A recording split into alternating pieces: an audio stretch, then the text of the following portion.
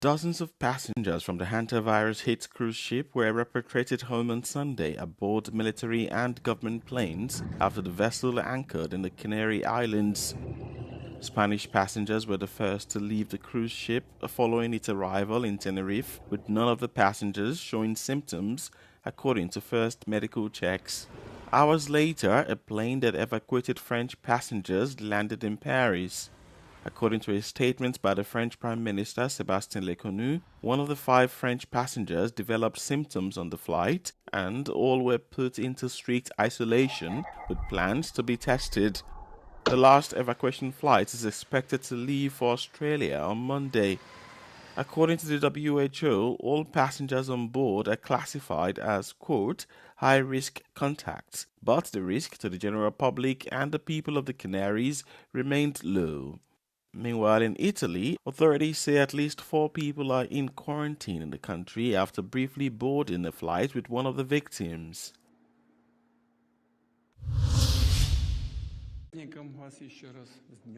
Vladimir Putin said on Saturday that the war with Ukraine is winding down and that he would be willing to meet with President Zelensky if talks were aimed at finalizing a long-term peace deal. Speaking at Russia's annual victory parade, Putin also said he would be willing to negotiate new security arrangements for Europe, but slammed Western support for Kyiv. Раскручивать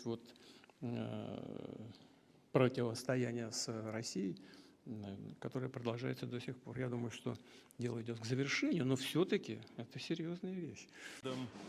This year's Victory Day parade was notably scaled down due to the conflict and took place after US President Donald Trump announced a 3-day ceasefire between both sides. Moscow and Kyiv have already traded accusations of violations, with Ukraine reporting nearly 150 Russian strikes on Saturday. One day after the new parliament convened and Peter Maya was sworn in as Prime Minister, thousands took to the streets to celebrate Europe Day in Budapest, along with the 22nd anniversary of Hungary's accession to the European Union. On May 9, 1950, the anniversary of the end of World War II, the Schuman Declaration was issued, laying the foundations for the bloc now known as the European Union.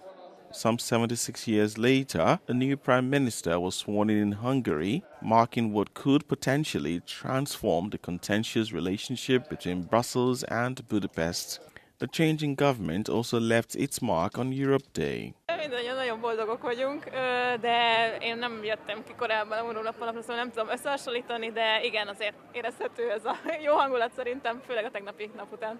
Én nagyon örülök neki, őszintén szólva, és úgy érzem, hogy egy sokkal lelkesebb és motiváltabb közeg van, már csak amiatt is, hogy van esélyünk újra elindulni a közös úton ugye Európába, szóval így mindenképpen azt mondom, hogy motiváltabb a társaság.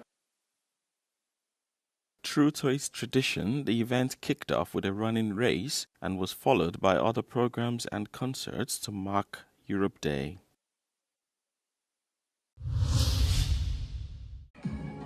For many fans here in Qatar, nights like this offer a sense that life is slowly beginning to settle again. The Emir Cup final brought thousands together for one of the biggest occasions in the country's football calendar. Alhamdulillah, life became normal than before and easy to go everywhere in Doha. Everything is safe. For a lot of people here tonight, it's not even just about the football. It's really about having nights like this again. Fans back together, packed stands, and an atmosphere a lot of people here say they've missed. Well, this is something really good to have everything back in the same order. If you go back to the league itself, you can see that the fans, they were attending the league matches, even the knockout stage of the Emir Cup. Today is one of the biggest, the cherry on the cake. Inside the stadium, fans kept the noise going throughout the night. And after the final whistle, many stayed behind celebrating as Al Gharafa lifted the Emir Cup. Mohammed Alashi, Euronews, Doha.